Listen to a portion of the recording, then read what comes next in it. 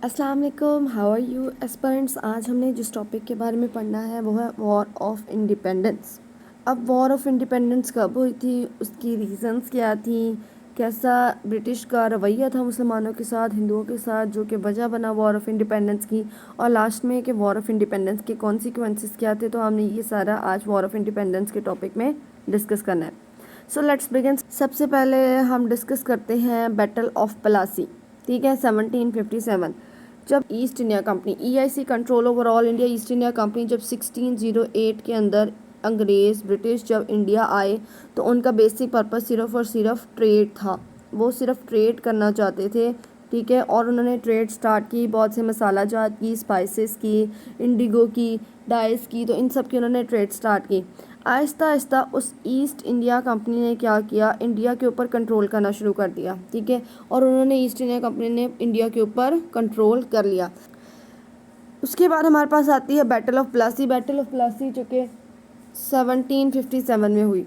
इस battle of Plassey में हम देखते हैं कि जो ईस्ट इंडिया कंपनी है, उस ईस्ट इंडिया कंपनी ने बंगाल के नवाब को शिकस्त दी। ठीक है, और ये वॉर, इसको बैटल ऑफ प्लासी इसलिए कहते हैं क्योंकि ये प्लासी के विलेज के नज़दीक हुई थी, प्लासी गांव के करीब हुई थी, और हुई थी जून 23, 1757 को। और ईस्ट इंडिया कंपनी की जो आर्मी थी उसने शिकस्त दे दी थी नवाब ऑफ बंगाल को। यहाँ से ब्रिटिश रूल स्टार्ट होता है इंडिया में। बैटल ऑफ प्लासी के बाद 1757 के बाद हमारे पास ब्रिटिश रूल स्टार्ट होता है इंडिया के अंदर। The battle of Plassey in 1757 marked the beginning of the British rule in India. जैसे मैंने पहले कहा था कि बैटल ऑफ प्लासी से इंडिया के अंदर ब्रिटिश रूल स्टार्ट हो गया है, and it has significant consequences for both Muslims and Hindu in subcontinent. अब इसके बहुत कॉन्सिक्वेंसेस थे हिंदुओं के लिए, मुसलमानों के लिए जो बरसगीर में थे, और उन कॉन्सिक्वेंसेस को हम देखते हैं कि जो ब्रिटिश रूल स्टार्ट हुआ है इंडिया के अंदर, उसके मुसलमानों के ऊपर और हिंदुओं के ऊपर क्या असरात थे। ठीक है, सबसे पहले मुस्लिम्स के ऊपर उनके क्या कॉन्सिक्वेंसेस हैं जब ब्रिटिश रूल आया। जब इतने साल मुसलमानों ने हुकूमत की थी सारे सब कॉन्टिनेंट के ऊपर, अब जब ब्रिटिश का रूल आया था तो उन्हें थ्रेट भी मुसलमानों से फील होते थे कि मुसलमानों की इतने साल हुकूमत रही है तो हम मुसलमानों को मार्जिनलाइज्ड रखेंगे, तभी अपनी हुकूमत को बरकरार रख सकेंगे। तो सबसे पहले जो मुसलमानों के ऊपर असरात हुए सो पावर एंड इन्फ्लुएंस। जब नवाब ऑफ बंगाल को शिकस्त हुई, बरसगीर ने टेक ओवर कर लिया, तो ये क्या था, मुसलमानों की जो पॉलिटिकल पावर और इन्फ्लुएंस थे वो ख़त्म होने शुरू हो गए, उनमें डिक्लाइन आना शुरू हो गया, मुसलमानों की पावर ख़त्म होना शुरू होगी। इकोनॉमिक डिक्लाइन सेकंड ये आता है, जब नवाब बंगाल को शिकस्त दी अंग्रेज़ों ने तो उन्होंने क्या किया, उन्होंने बंगाल के रिसोर्सेज को यूज़ करना शुरू कर दिया, एक्सप्लॉइट करना शुरू कर दिया, और ट्रेड को एक्सप्लॉइट करना शुरू कर दिया, जिसकी वजह से क्या है, इकोनॉमिक कंडीशंस बहुत बुरी हो गई, इकोनॉमिक डिक्लाइन आया और पॉवर्टी आई मुसलमानों के दरमियान। ठीक है, उसके बाद आगे सोशल मार्जिनलाइजेशन। मुसलमानों को मार्जिनलाइज किया जाने लगा सोसाइटी में, उनको फोर्स किया जाता था कि वो ब्रिटिश कस्टम्स को, ब्रिटिश लॉज को एक्सेप्ट करें। इसकी वजह से क्या हुआ था, सोशल मार्जिनलाइजेशन। बहुत से ऐसे उन्होंने स्टेप्स भी लिए बाद में जो कि वजह बने जंग की 1857 का, जिसको रिवॉल्ट भी कहा जाता है, तो वो हम नेक्स्ट देखेंगे। और लास्ट में हमारे पास आते हैं रिलीजियस रिस्ट्रिक्शंस। ब्रिटिश ने क्या किया था, बहुत से रिलीजियस रिस्ट्रिक्शन इम्पोज कर दी थी। फॉर एग्जांपल अजान की इजाज़त नहीं होती थी, और उसके बाद मसाजिद को भी बंद कर दिया गया था। तो ये सारे फैक्ट थे जो ब्रिटिश रूल आने के बाद मुसलमानों के ऊपर पड़े थे। उसके बाद however both Hindu and Muslim also faced, Hindu और मुसलमानों ने और भी किस चीज़ों का सामना किया था, एक्सप्लॉयटेशन। ब्रिटिश एक्सप्लॉयट करते थे इंडिया के रिसोर्सेज को, और रिसोर्सेज को एक्सप्लॉयट किया, जिसकी वजह से इकोनॉमिक डिक्लाइन भी आया और पॉवर्टी आई, और मुसलमानों को और हिंदुओं को वो अपॉर्चुनिटीज़ नहीं मिल रही थी जिनके वो हकदार थे, जो उन्हें अवेल करनी चाहिए थी सब कॉन्टिनेंट के अंदर रहते हुए।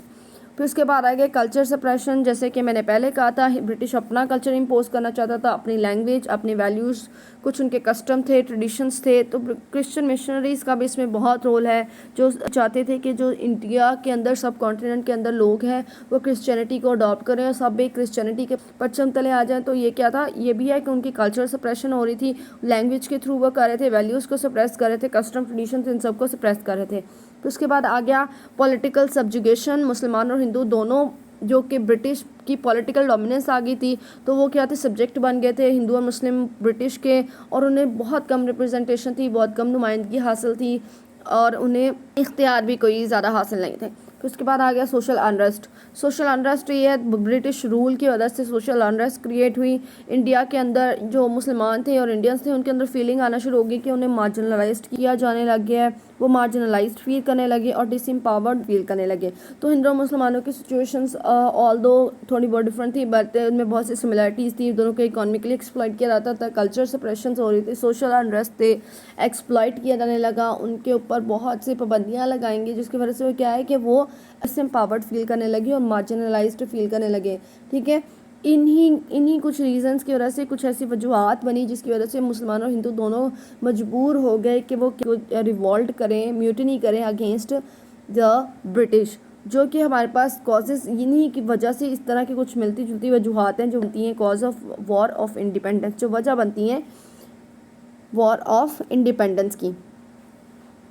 अब यहाँ पे उन्होंने दिया हुआ है, it is important to note that these condition varied across different regions and communities and not all Muslims and Hindus experience the same level of operations and benefits. अब उन्होंने बताया कि ये जो कंडीशंस हमने मेंशन की हैं, एक्सप्लॉयटेशन, कल्चरल सप्रेशन, ऑल्दो कुछ ऐसे भी जगहें थी जहाँ पे जो ब्रिटिश ने ऑर्डर्स दिए थे या जो ब्रिटिश ने स्टेप्स लिए थे वो हिंदुओं के लिए बेनिफिशियल थे।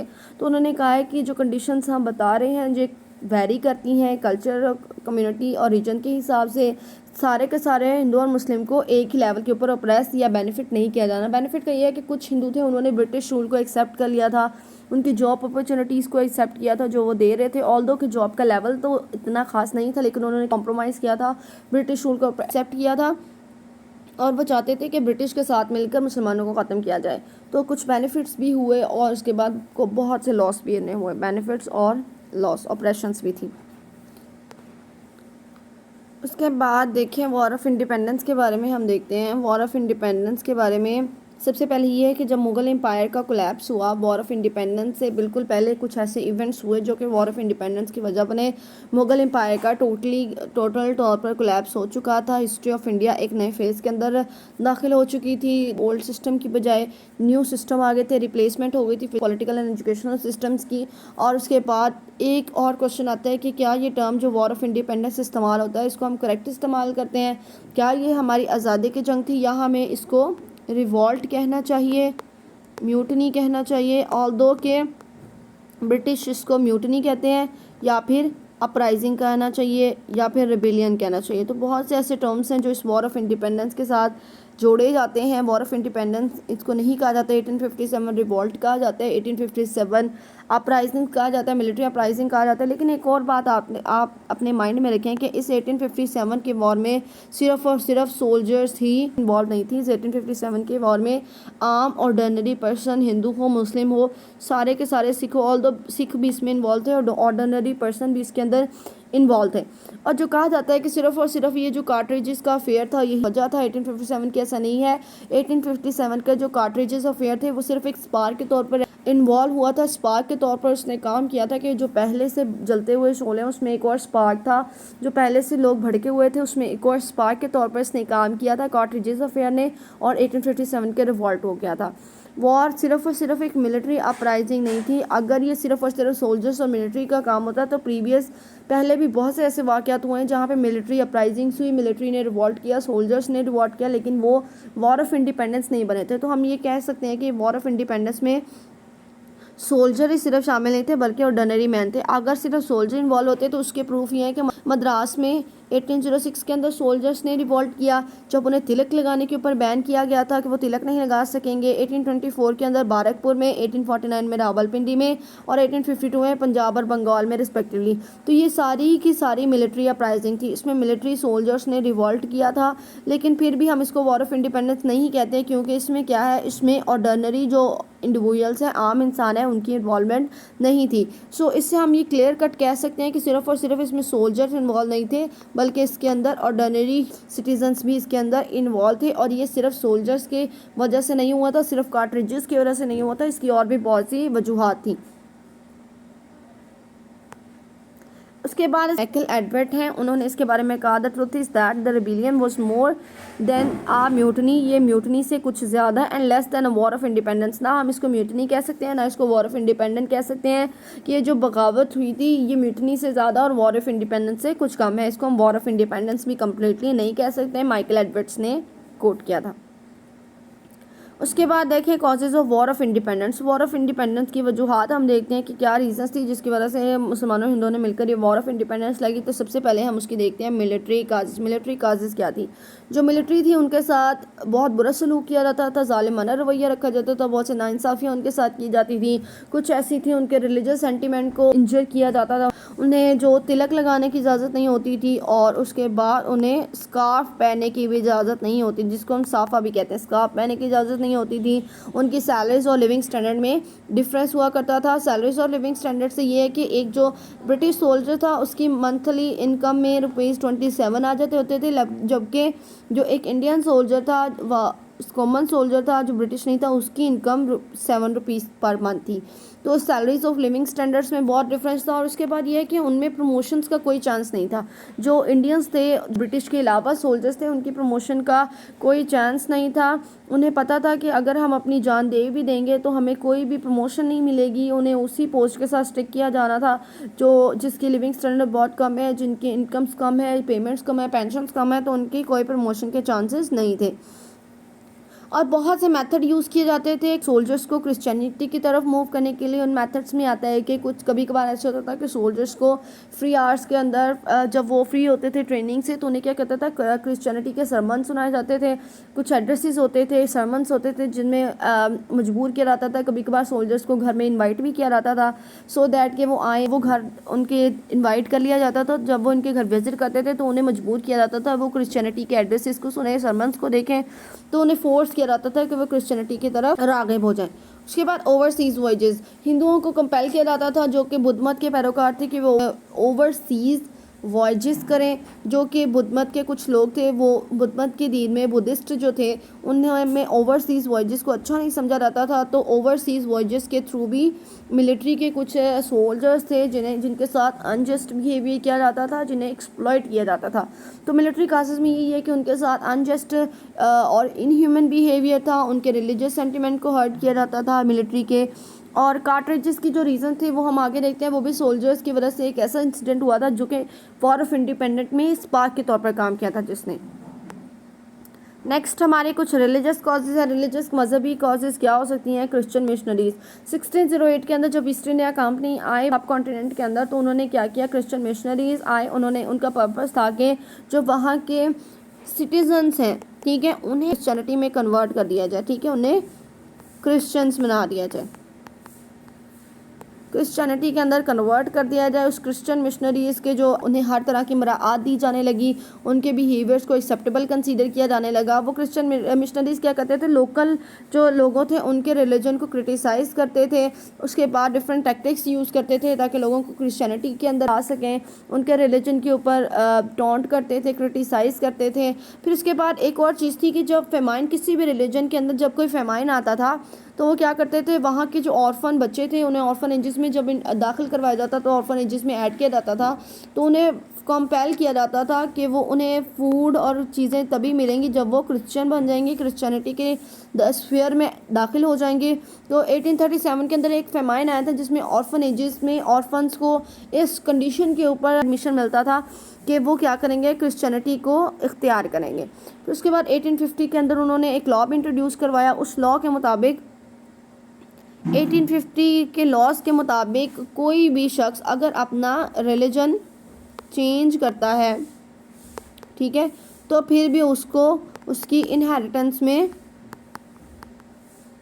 हिस्सा मिलेगा।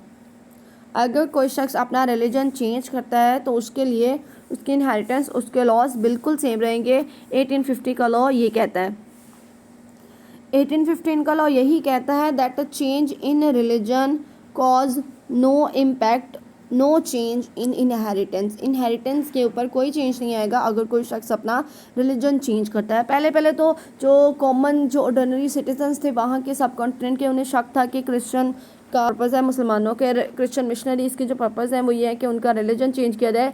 लेकिन जब ये 1850 का लॉ पास हुआ तो उन्हें यकीन हो गया कि येस उनका पर्पज़ यही है कि सब के सब जो यहाँ के रिलीजन है, जहाँ के जो लोकल रिलीजन्स हैं उनको चेंज करके हम क्या सबको क्रिश्चियनिटी में कन्वर्ट कर दें, क्रिश्चियन में सबको क्रिश्चियंस बना दें, अपने रिलीजन को प्रमोट करें। फिर उसके बाद उसकी पॉलिटिकल कॉजेज देखें। वॉर ऑफ इंडिपेंडेंस की political crisis try to wipe out all traces of Islams and Muslims. उन्होंने कोशिश की कि इस्लाम और मुसलमानों के सारे ट्रेसेस हैं उन्हें वाइप आउट कर दिया जाए, क्योंकि मुसलमानों की हुकूमत ही, जैसे मैंने पहले बताया था कि कई 100 साल बरसगीर के ऊपर मुसलमानों की हुकूमत ही, मुसलमानों के मुगलिया दौर हुकूमत था जिसमें बहुत से अरूज भी थे, बहुत से जवाल भी थे। कई 100 साल मुसलमानों की हुकूमत थी। तो जो अंग्रेज़ थे उन्हें मुसलमानों से डर था, खौफ था कि कहीं अगर हम मुसलमानों को, अगर हम उन्हें दबा के नहीं रखेंगे, मिजरेबल कंडीशन में नहीं रखेंगे, तो वो दोबारा अपनी हुकूमत को गेन कर लेंगे। तो उन्होंने कोशिश की कि इस्लाम और मुसलमानों को पूरी तरह ख़त्म कर दिया जाए। उसके बाद जो बहादुर शाह जफ़र था, ऑल्दो कि मुगल एम्पायर कोलैप्स हो चुका था, जो मुगलिया एम्पायर था वो सिर्फ और सिर्फ रेड फोर्ट की 4 दीवारों के अंदर स्टिक होकर रह गया था। लेकिन फिर भी उन्होंने कहा था कि बहादुर शाह जफ़र को लाल किले से, रेड फोर्ट से बाहर निकालना है।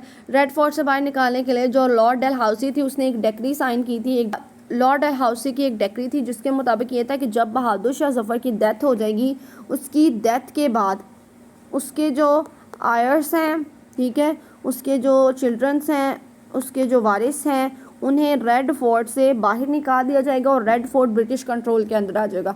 तो वो टोटल कोलैप्स चाहते थे मुसलमानों का, इस्लाम का, मुस्लिम रूल का। तो उन्होंने बहुत सी कोशिशें की मुसलमानों को दबाने की, मुसलमानों की जो कंडीशंस थी उसे ख़राब करने के लिए। उसके बाद accession of state. Accession of state एक और हमारे पास उन्होंने, ब्रिटिश ने काम स्टार्ट कर दिया था, वो था started the annexation of independent state. Independent state को एनेक्स करना शुरू कर दिया। कुछ ऐसे स्टेट थी जिनको क्या कुछ टैक्सेस उनके ऊपर इम्पोज किए जाते थे, जो वो टैक्स पे नहीं करते थे तो वो उनके ऊपर कुछ कर्ज हो जाता था जो उन्हें अदा करना होता था। वो कर्ज अदायगी के चक्रों में उनकी ज़मीनों के ऊपर ब्रिटिश ने कब्जा करना शुरू कर दिया और इंडिपेंडेंट स्टेट्स को अपने साथ एनेक्स करना शुरू कर दिया। बहुत ज़्यादा ब्रूटलिटीज़ की, एक्सट्रीम बिहेवियर था।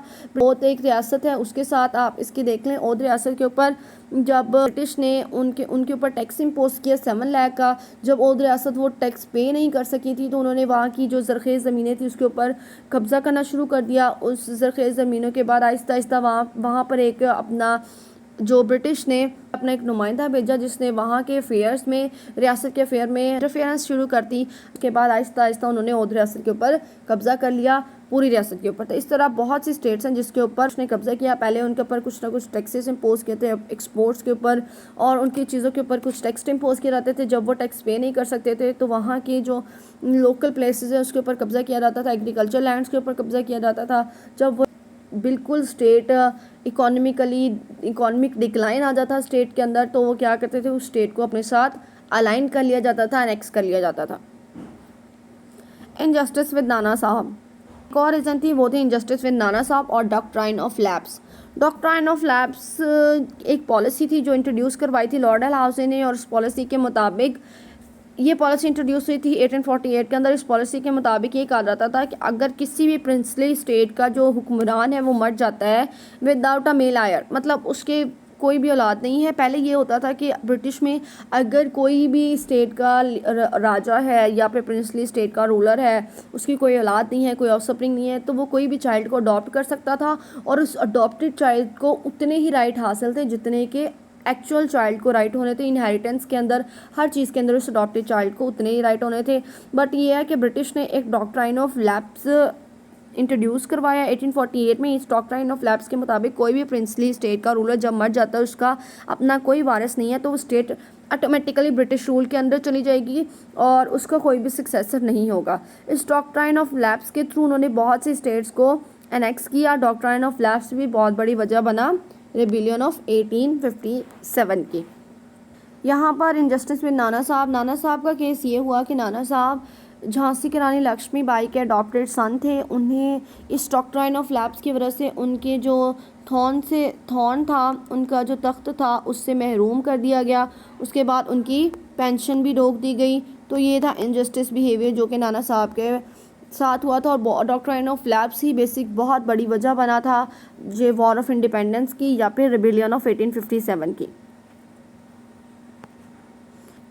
नेक्स्ट हम देखते हैं इकोनॉमिक एक्सप्लॉयटेशन। जैसे कि मैंने पहले कहा था कि जो इकोनॉमिक एक्सप्लॉयटेशन में होता है की पोस्ट, बहुत बड़ी बड़ी पोस्ट जो थी, इंपॉर्टेंट पोस्ट थी, वो सिर्फ और सिर्फ इंग्लिश रूलर्स के पास थी, ब्रिटिश के पास थी, और हिंदू और मुसलमानों को बिल्कुल छोटी छोटी पोस्ट दी गई थी। कोई प्रमोशन नहीं मिलती थी उन्हें, उनके एसेट्स, उनके जो उन्हें जो पेंशन या पे किया जाता था वो भी बहुत कम था। जैसे मैंने पहले कहा था कि एक ब्रिटिश सोल्जर की पे 27 थी और एक हिंदू सोल्जर की पे 7 रुपीज़ थी। इसी तरह इकोनॉमी से रिलेटेड भी जॉब्स में यही होता था कि जो ब्रिटिश थे उनकी पे ज़्यादा थी और जो हिंदूज थे उनकी पे बहुत कम थी। की पोस्ट सिर्फ और सिर्फ ब्रिटिश के पास थी। उसके बाद दूसरी चीज़ ये है कि जो इंग्लैंड के जो लोग थे, जो इंग्लिश थे या फिर जो ब्रिटिश थे, उनका क़याम जो सब कॉन्टिनेंट के अंदर था वो परमानेंट नहीं था। परमानेंट कैसे नहीं था? टेम्परेरी था। टेम्परेरी का ये है कि जब भी उनमें से जो की पोस्ट के ऊपर कोई ऑफिसर है, इंग्लैंड की, ब्रिटिश का कोई ऑफिसर किसी की पोस्ट पे है, फॉर एग्जांपल उसकी रिटायरमेंट की एज है, ठीक है, वो रिटायर हो चुका है, उसने अपनी पेंशन ली है, तो जब वो रिटायर होगा, पेंशन लेगा, तो वो अपने सारे के सारे एसेट्स इंग्लैंड को ट्रांसफ़र कर देगा। उसके जो भी असासे हैं, उसके पास जो भी दौलत है, वो सब कॉन्टिनेंट से इंग्लैंड की तरफ ट्रांसफ़र हो रही थी। इस तरह इकोनॉमिक एक्सप्लॉयटेशन हो रही थी, इकोनॉमिक डिक्लाइन आ गया था इंडिया के अंदर, पॉवर्टी बहुत ज़्यादा आ रही थी। तो इसकी बेसिक वजह यही थी, जो इंग्लैंड ने नई नई बड़ी बड़ी पोस्ट हथियाई हुई थी, उन पोस्ट के ऊपर वो काम कर रहे थे। उन पोस्ट पर जब वो रिटायर होते थे तो वो अपने सारे असासे, सारा कीमती पैसे, दौलत, वो सारे के सारे इंग्लैंड को ट्रांसफ़र कर देते थे और एक्सप्लॉइट कर रहे थे सब कॉन्टिनेंट के लोगों को, सब कॉन्टिनेंट की ज़मीन को। एक और बेसिक वजह जो इसकी थी वो थी destroyed native industries. Native industry जो लोकल इंडस्ट्रीज थी उनको एक्सप्लॉइट किया जाने लगा। इसकी एक एग्जांपल थी सिल्क की। इंडिया के अंदर जो सिल्क था वो बहुत अच्छी क्वालिटी का भी था, बहुत सस्ता भी था then that of French and other countries. तो क्या किया जाने लगा, इंग्लैंड को इस सिल्क से फ़ायदा होने लगा, तो उन्होंने सिल्क के ऊपर टैक्स इम्पोज कर दिया। ठीक है, उन्होंने एक सिल्क के ऊपर टैक्स इम्पोज किया। जब सिल्क के ऊपर बहुत ज़्यादा टैक्स इम्पोज किया तो इस सिल्क की एक्सपोर्ट बहुत ज़्यादा कम हो गई, नेटिव इंडस्ट्रीज एक्सप्लॉइट होने लगी, डिस्ट्रॉय कर दिया गया टोटली तौर पर नेटिव इंडस्ट्री को। तो ये थी हमारी इकोनॉमिक एक्सप्लॉयटेशन। इमीडिएट काज, उसके बाद हम देखते हैं कि इस वॉर ऑफ इंडिपेंडेंस की इमीडिएट कॉज थी, फौरी वजह क्या बनी। प्रीवियस ऑल दो के लॉन्ग टर्म कॉजेज़ तो हमने पहले डिस्कस किए हैं, जर्नल कॉजेज़ थी, जो इकोनॉमिक एक्सप्लॉयटेशन थी, कल्चरल सप्रेशन थी, उसके बाद सब्जुगेशन थी, जो उन्हें पोस्ट से महरूम किया जा रहा था, उन्हें सैलरी से मिल रही थी, सोल्जर्स के साथ जो बिहेवियर होते हैं, कुछ रिलीजियस काजेज़ थी, कुछ पॉलिटिकल काजेज़। तो फौरी वजह क्या बनी, वो कौन सी जो स्पार्क था जिसकी वजह से जो पहले से ही इतनी ज़्यादा एक्सप्लॉइटेड किए हुए हिंदू और मुसलमान थे, उन्होंने एक फ़ाइनल कोशिश करने का फ़ैसला किया। तो वो थे एनफील्ड राइफ़ल। एनफील्ड राइफ़ल जिसके अंदर ग्रीस्ड कार्ट्रिजेस यूज़ किए जाते हैं, जो सोल्जर्स को दिए जाने लगे। ठीक है, इसके बारे में याद की गई कि जो ग्रीस्ड शेल्स हैं ये ग्रीस किए जाते हैं पिग और काऊ के फैट से। ठीक है, तो जो सोल्जर्स थे उन्होंने इसको इस्तेमाल करने से इनकार कर दिया। मुस्लिम सोल्जर्स थे, ऑल्दो के पिग जो इस्लाम में हराम है और काऊ के फैट को हिंदू के लिए हराम था, तो उन्होंने इनकार कर दिया सोल्जर्स ने कि हम ऐसी कार्ट्रिजेस इस्तेमाल नहीं करेंगे जो ग्रीस्ड हों। और हमने सोल्जर्स ने, मुसलमानों ने भी और हिंदुओं ने भी इसके इस्तेमाल पर इनकार कर दिया और ये अपराइजिंग की एक बहुत बड़ी वजह बनी। इमीडिएट कॉज यही बनी, ये जो कार्ट्रिजेस का फेयर था, कार्ट्रिजेस का मसला बना था, यही इमीडिएट वजह बनी कि वो स्टार्ट करें एक war of independence against the British. उसके बाद देखें causes of the failure of war of independence. War of independence में जो फेलियर हुआ था, वॉर ऑफ इंडिपेंडेंस की गई ब्रिटिश के ख़िलाफ़ हिंदुओं और मुसलमानों और सिखों और दीगर लोगों ने मिलकर एक वॉर ऑफ इंडिपेंडेंस लड़ी 1857 के अंदर। और कुछ ऐसे वाक़यात हुए जो ब्रिटिश के फेवर में चलेगा और मुसलमानों और हिंदुओं के ख़िलाफ़ चलेगी, जिसकी वजह से इन्हें फेलियर फेस करना पड़ा वॉर ऑफ इंडिपेंडेंस में। अब हमने क्या करना है, हमने वो रीज़न्स देखनी है जो कि वजह बनी इस फेलियर की वॉर ऑफ इंडिपेंडेंस में। सबसे पहले डेफिशिएंसी ऑफ इंडियंस थे, उनकी क्या डेफिशिएंसीज थी जो कि वजह बनी। सबसे पहले है लैक ऑफ लीडरशिप, उनके पास कोई प्रॉपर लीडरशिप नहीं थी। ऑल्दो बहादुर शाह जफर बहुत बूढ़े हो चुके थे और कोई इनके पास कोई एक सेंट्रल फोर्स नहीं थी जो इन्हें गाइड करती, एक सेंट्रल लीडरशिप नहीं थी जो हिंदू और मुसलमानों को गाइड करती। तो ये भी एक वजह बनी फेलियर की। सेकेंड ये है lack of equipments. Obviously Indians के पास कोई भी एक्सेस नहीं थी वेपन्स तक और वो पुअरली इक्विप्ड थे, उनके पास अच्छे वेपन्स नहीं थे। तो लेक ऑफ इक्विपमेंट की वजह से भी उन्हें फेलियर फेस करना पड़ा। कोई इतना अच्छा उनके पास एक्सेस नहीं था, इतने अच्छे वेपन्स नहीं थे, तो वो पुअरली इक्विप्ड थे। अब हमारे पास थर्ड काज है revolt only in some areas. Revolt only in some areas में ये है कि सिर्फ और सिर्फ दिल्ली, लखनऊ, कानपुर और ओध जैसे इलाकों ने रिस्पॉन्ड किया था इस रिवॉल्ट को। मतलब सेंट्रल इंडियन के कुछ एरियाज थे, सेंट्रल इंडिया के, और कुछ ऐसे एरियाज़ भी थे जिसमें कोई भी रिवॉल्ट नहीं हुआ था। और वे एरियाज़ थे नॉर्थ वेस्टर्न इंडिया और साउथ इंडिया के। नॉर्थ वेस्टर्न इंडिया और साउथ इंडिया के कुछ एरियाज़ थे जहाँ पर इस रिवॉल्ट के ऊपर कोई भी रिस्पॉन्स नहीं दिया गया। फिर उसके बाद कुछ फाइनेंशियल रीज़न थी, जैसे मैंने पहले बताया इकोनॉमिकली बहुत लॉस फेस कर रहे थे इंडियंस और मुस्लिम्स, इकोनॉमिक डिक्लाइन आ चुका था, जिसकी वजह से ना उनके पास इतना फाइनेंशियल सपोर्ट था, फाइनेंशियल रीजंस की वजह से भी वो इस वॉर के अंदर बिल्कुल जीत नहीं सके। उसके बाद है कोई प्रॉपर गोल नहीं था, एम नहीं था, उन्हें नहीं पता था कि अगर वो इस वॉर को जीत जाएंगे तो ब्रिटिश रूल को ख़त्म करने के बाद वहाँ इंडियंस की हुकूमत आएगी, मुसलमानों की आएगी, कौन लीडर बनेगा, कोई एम नहीं था, कोई गोल नहीं था, जिसकी वजह से जो एक रीज़न बनी फेलियर की। और लास्ट में हमारे पास आता है इंटरनल कॉन्स्पिरेसीज और डिसलॉयल्टी, बहुत सी साजिशें भी की गई, डिसलॉयल्टीज़ भी की गई, जिसकी वजह से जो कि इंडियंस के अंदर एक डेफिशिएंसी के तौर पर उभरी जब उन्होंने वॉर ऑफ इंडिपेंडेंस लड़ी, और ये एक रीज़न थी फेलियर की वॉर ऑफ इंडिपेंडेंस की। सेकंड देखें, ये तो थी इंडियंस की रीजंस के वो डेफिशिएंसीज कौन सी थी जिसकी वजह से इंडियंस ने फेस किया फेलियर। अब ये है कि उन डेफिशिएंसी के साथ साथ कुछ सुपीरियॉरिटीज़ भी थी ब्रिटिशर्स की, ब्रिटिश के अंदर कुछ सुपीरियर पावर्स भी थी, कुछ उन्हें बर्तरी भी हासिल थी इंडियंस के ऊपर। वो कौन सी रीज़न थी जिसकी वजह से ब्रिटिश को बर्तरी हासिल थी? सबसे पहले ये है कि उन्हें कोई भी एक्सटर्नल थ्रेट नहीं था, no external threat. Russia was defeated, China war has ended, उसके बाद कोई एक्सटर्नल थ्रेट नहीं था ब्रिटिश को, जिसकी वजह से उन्होंने क्या किया, उन्हें उनके लिए एक प्लस पॉइंट था कि वो अब इंडिया के ऊपर जो वॉर ऑफ इंडिपेंडेंस जो लड़ रहे हैं उसके ऊपर उन्हें कोई खतरा नहीं था कि कोई एक्सटर्नल उनके ऊपर अटैक कर सकेगा। उसके बाद उनके पास बेटर इक्विपमेंट थे, फाइनेंशियली वो स्ट्रॉन्ग थे, अच्छे अच्छे इक्विपमेंट्स थे उनके पास ओवरसीज़ कंट्रोल था, सप्लाई ऑफ वेपन था उनके पास। और उसके बाद ये है कि ऑलरेडी कंट्रोलिंग इंडिया, वो पहले ही कुछ इंडिया के ऐसे इलाके थे जिन्हें कंट्रोल करते, जो बहुत सी स्टेट्स जो उनके साथ नेक्स्ट कर चुकी थी, तो कुछ ऐसे इलाके थे जहाँ पे पहले ही उनका कंट्रोल था। लास्ट में ये है कि उन्हें सपोर्ट हासिल थी, इंग्लैंड की फुल सपोर्ट थी ईस्ट इंडिया कंपनी को, जो ब्रिटिश थे ईस्ट इंडिया कंपनी को फुल सपोर्ट हासिल थी इंग्लैंड की। उसके बाद वो इंडियंस की साइकी भी जानते थे कि इंडियंस को मुसलमानों को किस तरह हैंडल करना है। ये सारी थी सुपीरियॉरिटीज़ जो कि ब्रिटिशर्स को हासिल थी हिंदुओं के ऊपर। तो ये रीजंस बनी थी जो फेलियर की वॉर ऑफ इंडिपेंडेंस में। तो फेलियर की बड़ी वजूहात कुछ हिंदुओं की नाकामियाँ और महरूमियाँ और कुछ ब्रिटिश की बढ़तरी, और उन्हें क्या क्या सुपीरियॉरिटीज़ हासिल थी मुसलमानों और हिंदुओं के ऊपर। उसके बाद हम देखते हैं कि consequences of war of independence क्या थे, क्या नताइज निकले वॉर ऑफ इंडिपेंडेंस में। जर्नल इम्पैक्ट ये है कि ब्रिटिश की सुपीरियॉरिटी इस्टेब्लिश हुई, ठीक है, ब्रिटिश की सुपीरियॉरिटी इस्टेब्लिश हुई, ईस्ट इंडिया कंपनी ख़त्म हो गई और ब्रिटिश रूल के डायरेक्ट अंडर आने लग गया। ये सब कॉन्टिनेंट ब्रिटिश रूल के डायरेक्ट अंडर आ गया, डॉक्ट्राइन ऑफ लैप्स ख़त्म हो गया। उसके बाद कॉन्स्टिट्यूशनल और डेमोक्रेटिक चेंजेस आए ब्रिटिश एटीट्यूड के अंदर, और एक ब्रिटिश ने एक ऑर्गेनाइज्ड आर्मी की। ऑल्दो के साथ दोनों ने, मुसलमानों हिंदू दोनों ने मिलकर ये वॉर ऑफ इंडिपेंडेंस लड़ी थी, लेकिन हिंदुओं ने क्या किया था, उन्होंने इसकी पूरी जिम्मेदारी मुस्लिम्स के ऊपर डाल दी थी, तो मुसलमानों की हालत पहले से भी ज़्यादा बुरी हो चुकी थी। तो ये 1857 रिवॉल्ट के जनरल इम्पैक्ट्स यही थे कि इंग्लिश की सुपीरियॉरिटी इस्टेब्लिश हो गई थी, ईस्ट इंडिया कंपनी ख़त्म हो गई थी, डॉक्ट्राइन ऑफ लैप्स जो कि इनहेरिटेंस से रिलेटेड था, अडॉप्टेड सन से रिलेटेड था, उसको ख़त्म कर दिया गया था। उसके बाद कॉन्स्टिट्यूशनल डेमोक्रेटिक डेवलपमेंट आई थी, ब्रिटिश के एप्टीट्यूड भी कुछ हद तक चेंज हो चुके थे, और उसके बाद एक ब्रिटिश ने एक ऑर्गेनाइज्ड आर्मी बना ली थी। नेक्स्ट देखिए हमारे पास अनडिज़ायरेबल इम्पैक्ट्स, कुछ इम्पैक्ट्स थे जो अच्छे नहीं थे, कुछ इंडियंस के लिए और कुछ मुसलमानों के लिए। For all efforts and good for nothing, और इकोनॉमिक लॉस हुआ था। इंडियंस के लिए लॉस हुआ था कि उन्होंने जो भी कोशिश की थी उसके कोई खातिर ख़्वाह नताइज नहीं निकले, और उसके बाद उन्हें इकोनॉमिक लॉस भी हुआ था। और मुसलमानों को बहुत बड़ा लॉस हुआ था, उनका एक तो लॉन्ग टर्म रूल ख़त्म हो गया था, और जो ब्रिटिश ने उन्होंने मुसलमानों के खिलाफ बदला लेना स्टार्ट कर दिया था। हर तरह से बुरी तरह से मुसलमानों को एक्सप्लॉइट करना शुरू कर दिया, इकोनॉमिक फ्रंट पर, पॉलिटिकल फ्रंट पर, सोशल फ्रंट पर, इवन दो जो एजुकेशनल पर्पसेस में भी मुसलमानों को एक्सप्लॉइट करना स्टार्ट करने लगा। उसके ऊपर कुछ ऐसी कंडीशंस इम्पोज कर दी गई जो कि मुसलमानों को फेलियर की तरफ ले जाने लगे, मुसलमानों को एक्सप्लॉइट करने लगी। और ये है कि ब्रिटिश मुस्लिम राइवलरी का एरा स्टार्ट हो चुका था, ब्रिटिश मुसलमानों को अपना दुश्मन समझने लगे थे। उन्होंने कहा था, उन्हें डर था कि जिस तरह पहले कई सौ साल मुसलमानों की हुकूमत रही है, अब भी बसगी के अंदर मुसलमानों की हुकूमत आ सकती है। इस जो रिवॉल्ट हुआ इसमें मुसलमानों का बड़ा अमल दखल है, तो मुसलमानों को पहले कंट्रोल करना चाहिए। अगर हम मुसलमानों को मिजरेबल कंडीशन में रखेंगे तभी हम जीत सकेंगे।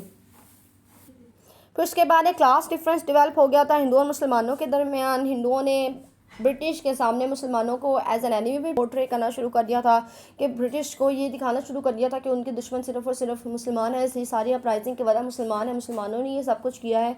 तो ये कि क्लास डिफरेंस आ गया था हिंदू और मुसलमानों के दरमियान। ब्रिटिश ने हिंदुओं को तो सपोर्ट करना शुरू कर दिया था टू सम एक्सटेंट, लेकिन उन्होंने मुसलमानों को एक्सप्लॉइट करना शुरू कर दिया था। और सबसे बड़ा मुसलमानों को साइकोलॉजिकल शॉक ये लगा था जब पर्शियन लैंग्वेज, ऑफिशियल लैंग्वेज जो पहले पर्शियन थी, उसको चेंज करके इंग्लिश कर दिया गया था।